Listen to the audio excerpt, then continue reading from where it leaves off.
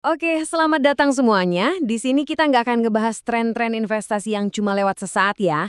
Lupakan itu semua. Dalam beberapa menit ke depan, kita akan benar-benar membangun sebuah kerangka investasi yang kokoh, fondasi yang bakal jadi penopang kesuksesan finansial Anda di masa depan.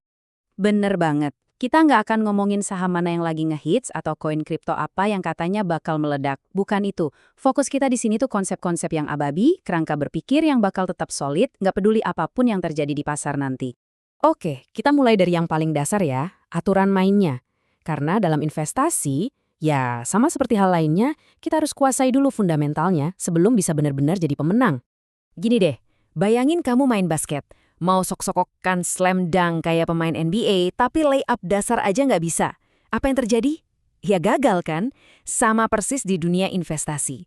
Kalau kita mengabaikan konsep-konsep fundamental ini, itu sama aja kayak kita nyiapin diri buat gagal dari awal. Nah, sekarang kita masuk ke konsep inti yang pertama. Ini penting banget, karena ini adalah alasan kenapa uang yang ada di tangan kamu sekarang itu adalah aset paling kuat yang pernah kamu punya. Konsepnya sebenarnya simple banget. Uang yang kamu punya hari ini bisa bekerja buat kamu. Ingat kalimat ini. Potensi kapasitas pendapatan. Artinya, setiap Rp1 yang kamu tanam hari ini bisa langsung mulai menghasilkan rupiah-rupiah lainnya buat kamu. Coba deh, saya tanya. Kamu pilih mana? 1 juta rupiah sekarang atau 3 juta rupiah 10 tahun lagi? Kelihatannya 3 juta lebih gede ya. Tunggu dulu. Coba kita hitung. Kalau kita pakai asumsi return pasar sekitar 10% setahun, 1 juta yang kita investasikan hari ini bisa tumbuh jadi sekitar 2,6 juta dalam 10 tahun. Jadi di kasus ini, nunggu buat dapat 3 juta ternyata pilihan yang lebih oke. Nah, ini dia kekuatan dari paham time value of money. Terus gimana caranya kita manfaatin konsep ini? Gampang. Ada satu prinsip sakti, bayar diri kamu sendiri dulu. Jadi pas gajian, jangan langsung bayar tagihan, sisihin dulu buat investasi. Anggap aja kayak nanam pohon kecil sekarang, biar nanti pas tua bisa nikmatin buah dan tempat teduhnya. Oke, itu tadi fondasinya. Sekarang kita lihat gimana investasi kamu bisa tumbuh berlipat-lipat.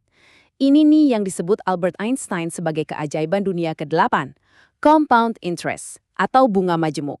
Coba lihat deh, perjalanan Warren Buffett. Di umur 30, dia punya 1 juta dolar. Di umur 56, baru jadi 1 miliar dolar. Butuh 26 tahun. Tapi lihat setelah itu, puluhan miliar dolar berikutnya datang jauh lebih cepat. Ini bukti nyata, kekayaan terbesarnya itu bukan dibikin pas muda, tapi justru pas dia udah tua, saat si bola salju efeknya udah gede banget. Analogi ini pas banget. Bayangin bola salju yang ngegelinding dari atas bukit. Awalnya kecil, mesti didorong-dorong. Tapi makin ke bawah, makin gede, makin cepat, dan makin gampang gelindingnya. Nggak perlu banyak usaha lagi. Nah, itulah kekuatan bunga majemuk.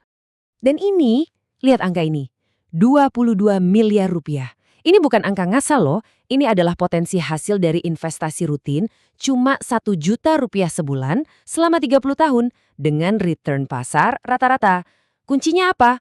Cuma dua, waktu dan konsistensi. Oke, kedengarannya indah banget ya. Tapi tentu aja buat dapat imbal hasil segitu, kita harus paham satu hal yang fundamental di hidup ini. Bukan cuma di investasi, ada harga, ada rupa. Ada risiko, ada imbal hasil. Coba bayangin kamu mau ke satu tujuan. Ada dua jalan. Jalan A, aman, datar, tapi butuh 10 hari buat nyampe.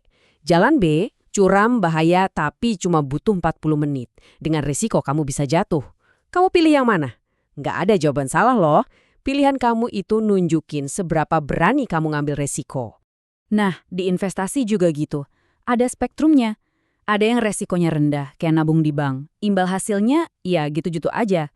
Ada yang resikonya tinggi banget, kayak di kripto atau saham-saham kecil. Potensinya gede, tapi ruginya juga bisa gede. Intinya, nggak ada yang paling benar. Yang ada cuma mana yang paling pas buat kamu. Sebelum mulai, coba deh jujur sama diri sendiri. Tanya 3 hal ini. 1, apa uang ini bakal aku butuhin dalam 2 tahun? 2, kalau pasar anjlok 30%, aku bakal panik nggak? 3, aku ini tipe pemberani atau tipe yang cari aman? Nah, jawaban jujur dari pertanyaan ini bakal nentuin segalanya.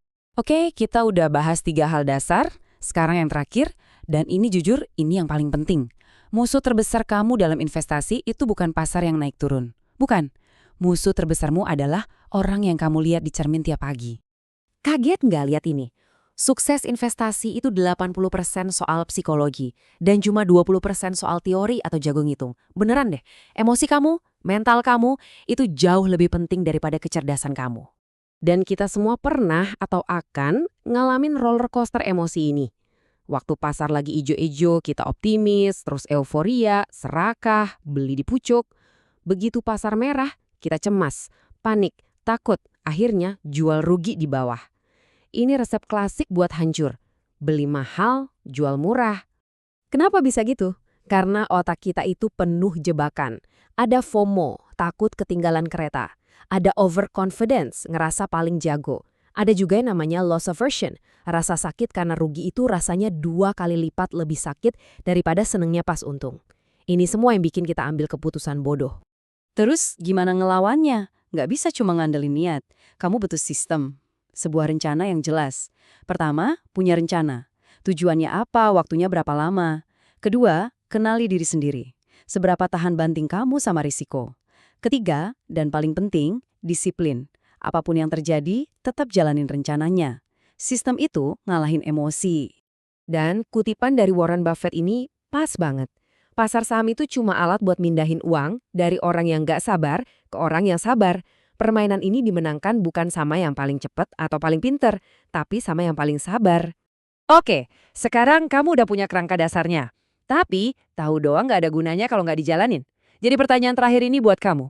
Apa satu langkah pertama, sekecil apapun, yang bakal kamu lakuin hari ini buat mulai ngebangun sistem investasi kamu sendiri? Pikirkan baik-baik. Masa depan finansial kamu dimulai dari sana.